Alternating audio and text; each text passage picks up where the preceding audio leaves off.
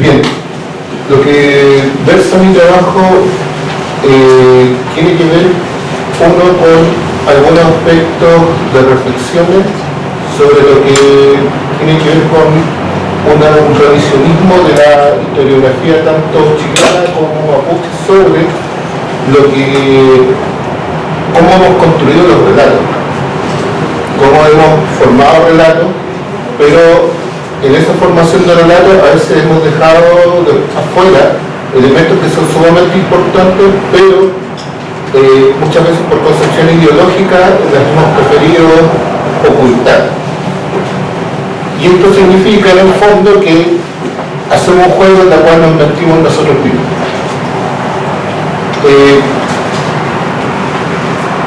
Cuando se planteaba el tema de la UP, por ejemplo, como de la izquierda fue el aliado o ha sido el mejor aliado del mundo mapuche, uno debería analizar algunos puntos críticos que tuvo la UP con el mundo mapuche y que después sirvió como elemento reflexivo para la gente de los años 80.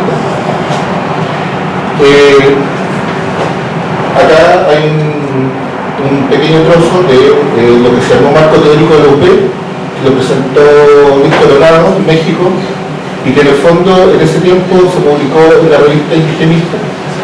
Y bueno, en esta ya la UP venía conversando sobre todo de cómo, a partir de dos hechos principales. Uno, que fue el congreso mapuche que se hizo en Victoria Huillicuyli el año cuando Allende era precandidato, o sea, era candidato presidencial, y después cuando se comenzó a conformar lo que era la ley indígena que se aprobó en 1972. Y bueno, y uno de los elementos a los cuales se opusieron la gente de UP era a la idea de la autodeterminación. Lo que fue contrario a la autodeterminación y por motivos sencillos. Porque esto en el fondo quebraba la noción de pueblo que manejaba en ese tiempo la izquierda. La noción de pueblo, y esto también es una reflexión que deberíamos hacer nosotros como mapuche, por lo general, cuando uno habla de pueblo, pueden haber cuatro acepciones. Uno, pueblo, igual nación estatal. Dos, pueblo, igual clase social. Por ejemplo, por lo general decimos pueblo cuando estamos hablando de clases subalternas. También lo podemos decir cuando estamos hablando de la raza, el cruce raza-pueblo. Entonces, el pueblo puede tener esas acepciones y incluso estos significados se interconectan en muchos casos en términos discursivos. Hoy en día, por ejemplo, hay gente que está hablando de la nación mapuche como sinónimo de pueblo. Ahora, el punto concreto es ¿qué es el pueblo? Y uno de los aspectos que caracteriza a un pueblo es que es un grupo que tiene derechos y por lo tanto uno de sus derechos básicos para existir es la autodeterminación. Un pueblo que puede ejercer la autodeterminación es un pueblo que puede decidir por sí mismo, sin tutelaje. Entonces, de hecho, los estados tienen garantizado el concepto libre de determinación, que es el reconocimiento a poder ser independiente y construir su propio estado. En el caso indígena se utiliza el concepto de autodeterminación para que los pueblos puedan ejercer el derecho de autorrepresentarse, de autorregularse, pero bajo una estructura estatal. Por lo tanto, el concepto de autodeterminación está ligado, en términos concretos, a poder definir formas de gobierno, por lo tanto, definir en términos concretos, políticas administrativas de cómo organizar a esa población. Esa es la otra acepción que tiene la palabra pueblo, población. Entonces, nosotros vemos que esto fue parte de la discusión y se llegó a una sanción. Porque esto traería aparejado constantemente una separación del grupo mapuche y en definitiva del resto de la población, más específicamente de la nación y del Estado chileno. Por lo tanto, la idea, digamos, de reconocer a los mapuches como un pueblo implicaba que esta nación estatal chilena se quebraba. Y es por eso que también dentro de los programas de los partidos políticos de izquierda no se visibilizaba el mapuche como pueblo, sino como frente campesino, principalmente. Claro, porque al establecerse como frente campesino es un grupo subalternizado dentro de esta noción de pueblo-nación. Y nación-estado. O sea, está esa implicación. Entonces, por lo tanto, esta definición no nos debería dejar de llamar la atención y generar una reflexión crítica sobre lo que fue la izquierda. Por ejemplo, San Martín, en este librito chiquitito que circula gracias a la editorial Quimantú, señalaba, digamos, en la última parte de su capítulo, la integración de los mapuches a la nación. No de mirar a los mapuches como sujeto aparte, sino en forma de integración. Y eso significa, y ojo, cuando hablaba de la reforma agraria del proceso campesino, la prioridad del OP era sacar, digamos, a un grupo etario, que era el que tenía el poder en ese tiempo, que eran, digamos, los dirigentes viejos, y a partir de los consejos campesinos, colocar a un nuevo segmento de población, que eran dirigentes mapuches jóvenes, muchos recién egresados de la universidad, la mayoría como técnicos agrícolas. En ese grupo, por ejemplo, tenemos a Rosendo Buenomán, Vicente Mariqueo, un montón de gente que fue Millar de Calibuqueo, que organizaron muchos aspectos, digamos, o generaron un proceso de operatividad frente a lo que fue la reforma agraria. Rosendo Buenomán fue funcionario del COBRA, Vicente Mariqueo también, Millar también, y de hecho incluso Millar fue el último director de BIDI en el 72. De hecho, y Medellín Peñalán, un dirigente histórico, dice: yo defendí en el Parlamento en marzo de 1972, había estado 2 años allí. Con nuestros propios ojos vimos cómo la transformaban aquellos senadores, los mismos que habían pedido poco tiempo antes apoyo a los mapuches. Ellos la modificaron, pese a todo, ha sido la mejor ley que tenía el pueblo mapuche. Esta conformación, digamos, de pueblo, en el caso mapuche, ha estado entroncada entre un nosotros y un otros. Lo que nos sigue aglutinando como mapuche desde la llegada, digamos, e incluso antes de la llegada de los españoles, ha sido que siempre hemos tenido un grupo frente a otro. Hemos compartido, hemos vivenciado, pero también hemos estado conflictuados con otros grupos. Y en este caso, en esta estructura colonial, digamos,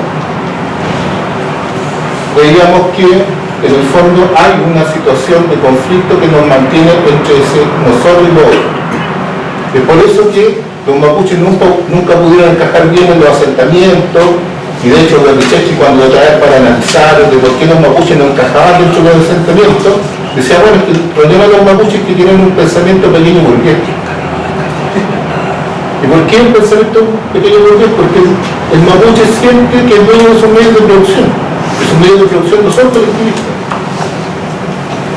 Y eso ha sido una cuestión también histórica dentro del mundo mapuche. En el mundo mapuche está el tema de la propiedad. Y eso está en términos culturales. Incluso, por ejemplo, a un niño se le regala animales cuando nace para ver cuál va a ser su futuro. Es un elemento cultural. Y eso no encajaba, por ejemplo, colocar a nuestro asentamiento a mapuches y chilenos, y los mapuches les costaba seguir esta idea de funcionamiento colectivo. No encajaba. Y de hecho hay una revisión de hay un informe que ha sido del centro con sus estudiantes de qué es lo que pasaba con los mapuches. Y esa conclusión es que en el fondo hay que reformar esa mentalidad pequeña burguesa que trae el mapuche. Ahora, bueno, es culpa al proceso de reduccionamiento, pero no va más atrás. Pero, por ejemplo, hoy en día con los estudios, por ejemplo, de Iván y Nostroza, por ejemplo, uno se da cuenta de que sí, en el fondo hay una mentalidad, digamos, claro, está presente en el mundo mapuche sobre el tema de la propiedad, sobre el tema, digamos, de la asignación de derechos. Y de hecho, cuando uno analiza, por ejemplo, las formas de trabajo, no son comunitarias. Por ejemplo, el Queyugún se hace con sujetos que son familias, no se hace con toda la comunidad. Cuando se hace un rucal, no participa toda la comunidad, sino que participa la familia y amigos de la familia. Cuando se hace un Queyugún, lo mismo. Y de hecho se forman anillos en los cuales está la familia, los amigos del muerto, y después el resto de la comunidad y gente de otras comunidades. Por lo tanto, hay esa segmentación dentro del mundo mapuche. Entonces,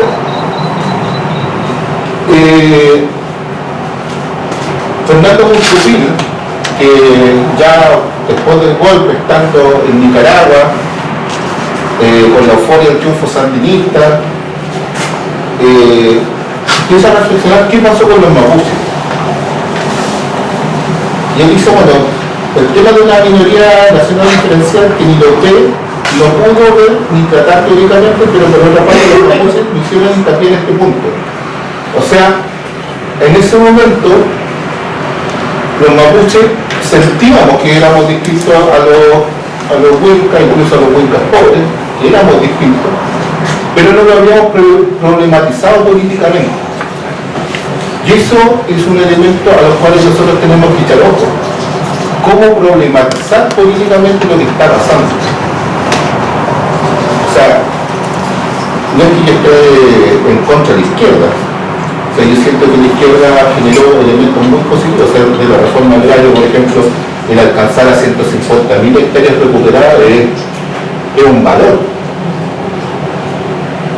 Pero lo que hay detrás después es lo que uno debe cuestionar. ¿En qué estuvimos bien, en qué estuvimos mal? Entonces, por lo tanto, lo que nos genera este periodo es que comienza a construirse toda una serie de reflexiones. Ahora, obviamente que Chile, por su estructura insular, Chile siempre se ha mantenido como al margen de toda Latinoamérica. Entonces, por lo tanto, los mapuches a partir de 1973 con el golpe comienzan a generar un proceso reflexivo y a reformularse y construir un marco teórico propio. Y ese marco teórico propio, ¿de dónde salió? De la cultura. Ahora, aquí hay una cuestión muy especial, porque cuando yo hablo de configuración colonial, en el fondo estoy hablando de que el colonialismo se configura constantemente. O sea, el colonialismo empieza de una manera y se va, a medida que va avanzando la historia, a medida de las interrelaciones con los sujetos, también se va modificando y también va dando ciertos elementos en concesión, pero también va generando otros elementos de dominación. Y aquí hay algo muy especial. Nosotros hoy día, por ejemplo, podemos hablar de multiculturalismo, de interculturalidad y un montón de conceptos que hoy en día el mercado y el Estado lo ha hecho funcionar, o sea, lo ha hecho funcionar súper bien, pero eso nace acá dentro de la dictadura. Y los milicos, que no son nada tontos, supieron aprovechar ciertos elementos a su favor.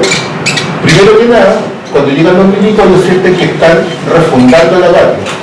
O sea, esta es la segunda independencia. De hecho, Pinochet muchas veces lo dijo. O sea, lo que ocurrió con el 11 de septiembre es que nosotros volvimos a independizar Chile. Pues por eso nos salvamos del cáncer marxista, nosotros estamos refundando Chile. Y hay una cuestión que hicieron fuerte los milicos, que en ese refundar Chile, ellos eran una fuerza moral para imprimir un nuevo sello a la nación.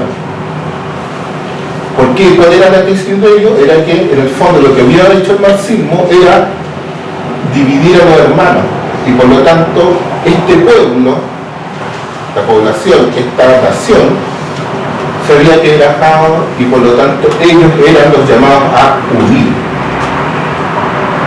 Y es por eso que en el fondo vuelven, y como mostraba Martín Correa, lo mismo que O'Higgins, a mostrar esta imagen del mandato del mundo indígena.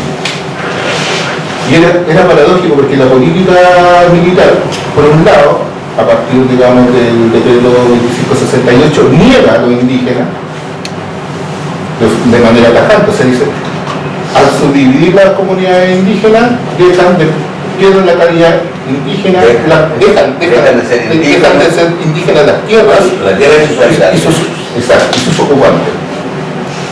Por lo tanto, después de eso ya no había mapuche. Por ley. Pero, paradójicamente, generó, del 78 en adelante, generó un modelo de gobernabilidad o una paz colonial y un orden colonial favorable a ello, colocando instituciones pro-mapuche al interior de ellos. Los milicos entre el 73 y el 78 hicieron un montón de estudios. Los censos son súper importantes, como mencionaba Martín. Hicieron censos. ¿Y con quién hicieron los censos? Hicieron con los profesores rurales, el SAP y el INAH. Esas tres instituciones. ¿Por qué los profesores? ¿Por qué eran tan importantes los profesores? ¿Por qué en un censo? Porque el profesor es la autoridad y es la presencia del Estado. Y por lo tanto nadie le miente al profesor. Yo sí. Estos son mentirosos. Pero hay algo que dijo delante. O sea, cuando trataron de censar, los mapuches se escondían y los profesores no, nadie se esconde. Al contrario, se sienten cercanos. ¿Cuál fue la conclusión de los... O sea, ahora los milicos hacen todo este estudio no solamente con los mapuches, lo hacen con la población en general. ¿Por qué? Porque los mapuches comienzan, o sea, los militares comienzan a perfilarse en el poder y se dan cuenta que la dura la pueden ejercer un par de años, pero después hay que generar una gobernabilidad. Y esa gobernabilidad tiene que ver con una paz y un orden colonial. Para el caso mapuche.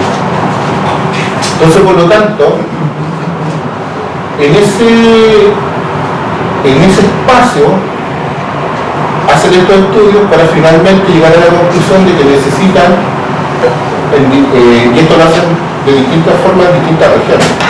Por ejemplo, en Arauco, en Alto Biobío, ellos se reúnen con personas claves que les dan, digamos, la entrada a la comunidad y logran pesquisar las necesidades. Y es aquí donde este Estado llega a la siguiente conclusión. Los mapuches no se sienten parte de la nación porque no tienen acceso a la modernidad. ¿Y qué significa acceso a la modernidad?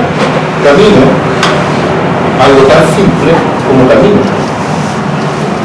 Para la gente que vivió en esa época, antes cuando no quería llegar a su comunidad, la micro lo dejaba el portón de un colono, porque hasta ahí había camino. Y después de eso uno tenía que caminar, si tenía mucha suerte, 3, 4 kilómetros, y se tenía muy mala suerte hasta 15 kilómetros. ¿Por qué? Porque no había comunidad para la comunidad mapuche. Lo que había en las comunidades mapuche eran rutas por donde podían pasar la carrera en el verano hasta marzo, y después eso se perdía. Eso después era barro, no se podía transitar, así que había que hacerlo todo bien, o acabar. Por lo tanto, la condición que hicieron los militares fue cómo yo acerco a los mapuches a la modernidad. Punto 1. 2. Cómo yo ordeno lo del territorio, cómo yo ordeno lo de la propiedad. Justamente el tema de la propiedad es un tema base para el Estado.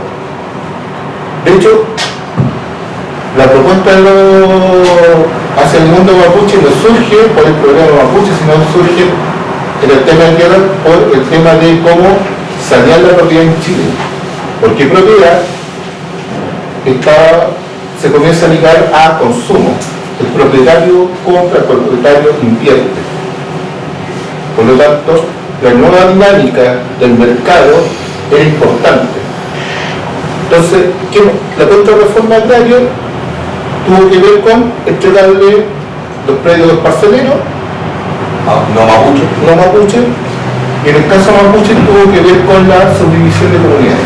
Por lo tanto, yo genero consumo, arreglo los caminos para transportar mercadería, títulos para poder pedir préstamos. De hecho, todo colonialismo también tiene un lado bueno.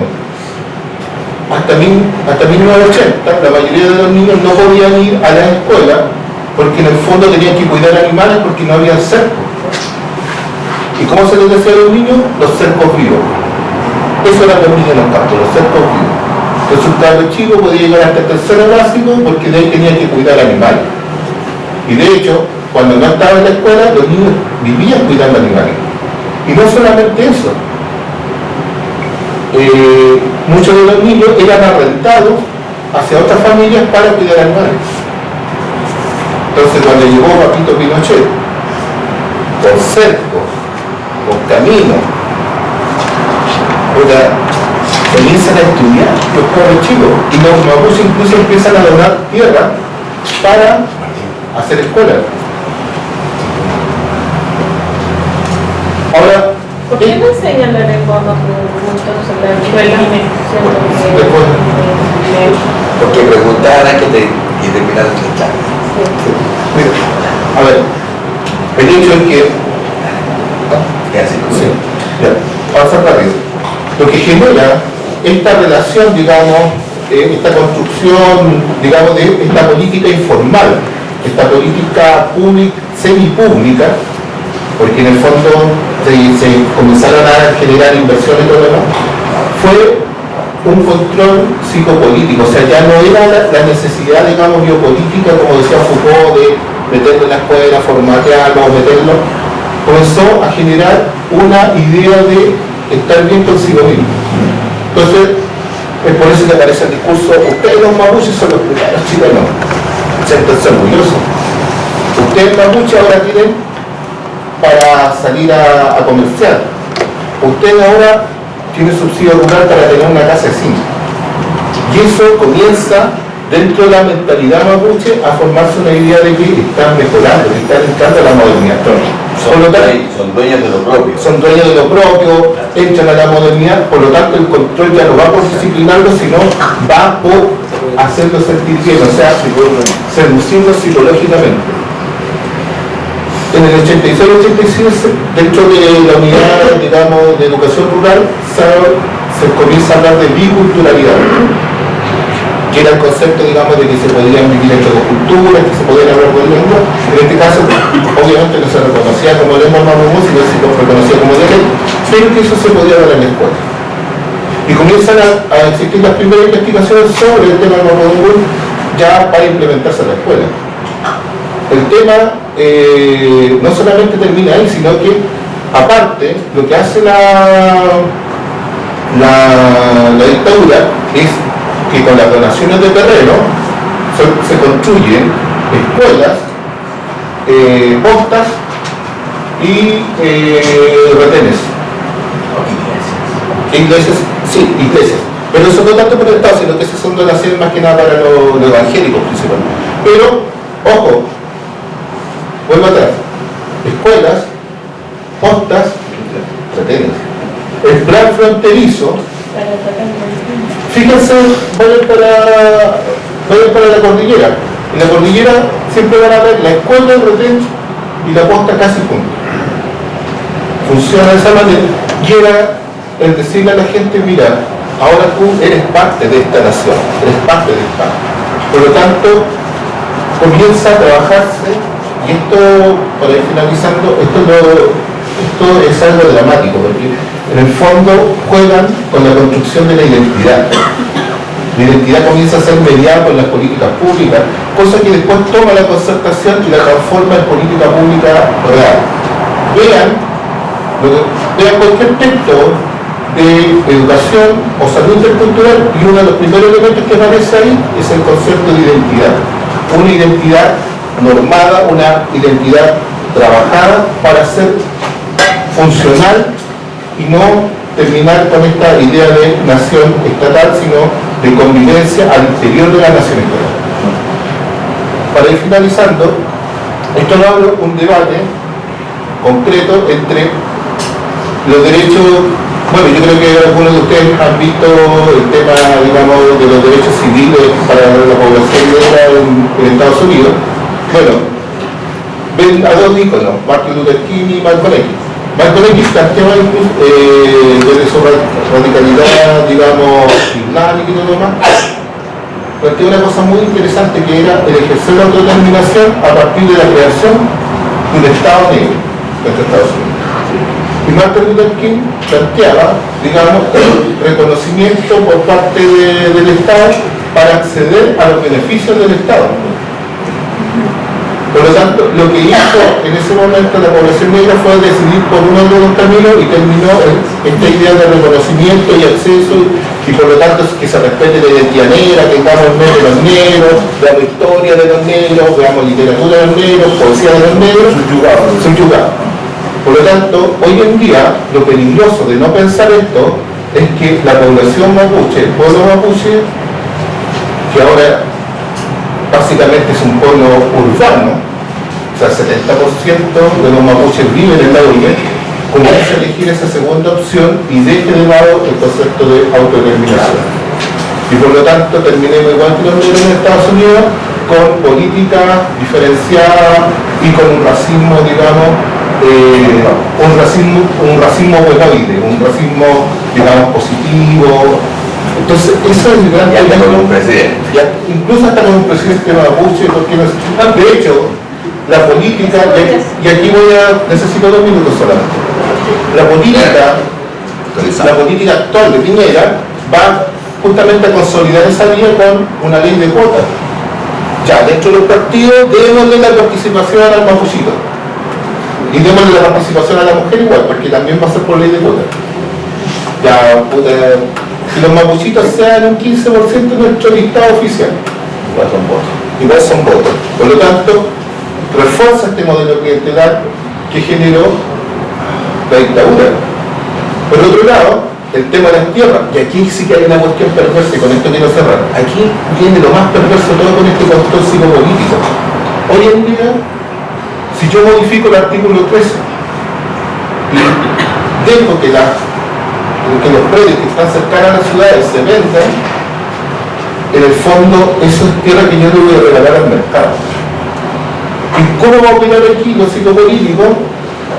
El otro día estaba conversando con el tipo de la cola y me decía, hoy en día nosotros alrededor de las ciudades tenemos millonarios en potencia. ¿Qué significa eso? Hoy en día un viejo que venda 10 hectáreas puede recibir fácilmente 3.500 millones de pesos. 3.500 millones de pesos.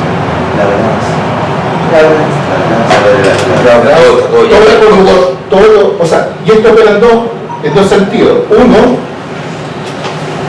los procesos de conurbación, estas vías que se van creando entre una comuna y una comuna central o una metrópoli, los villorrios.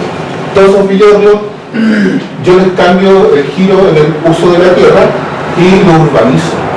Y los predios van a estar felices porque van a tener alcantarillado, la plusvalía de sus predios van a valer. Entonces, por lo tanto, el peligro hoy en día con este juego de los psicopolíticos no es solamente que el Estado juega con los psicopolíticos, sino también al mercado. Y por lo tanto juega con esta necesidad y con algo que mucha gente mapuche interiorizada, que con esto dejo de ser pobre y puedo ser rico. Eso también, para finalizar, muestra la debilidad histórica del movimiento mapuche. Uno, fuera de nuestra fragmentación, demuestra que hemos sido incapaces en todos estos años de construir una propuesta económica concreta que nos permita negociarla con el Estado, o por último construir una base económica propia. El pueblo mapuche en estos momentos tenemos a este 70% que está más por este lado, digamos, de renunciar a la autodeterminación La subyugación. por la subyugación, pero también por hacerse ricos por esta otra vía del mercado. Y ese es el peligro que actualmente tenemos, con un movimiento mapuche totalmente desvinculado de este otro pueblo. Entonces, por lo tanto, tenemos un movimiento mapuche campesinista, que está ahí enraizado en las comunidades de resistencia, pero que hoy en día el mercado y el Estado los ha reducido. Antiguamente, Temuco, la novena región era la zona roja. Hoy en día, ¿qué hizo en la zona roja? Un par de comunidades que están en conflicto. Ya ni siquiera es paz, ni siquiera es Ercilla, o sea, de hecho nos atomizó. Y eso también es un juego colonial, o sea, yo minorizar al otro. Esto lo llevamos desde la dictadura y no hemos sabido jugar con eso. No hemos logrado seducir a nuestra gente para llevar al ejercicio de la autodeterminación y repensar lo que serían las autonomías políticas. Así que en el fondo lo que trata esta Valencia es de construir esa reflexión y comenzar a desarrollar unas propuestas para que no nos terminen bajo esta seducción del mercado. Eso. Muchas gracias.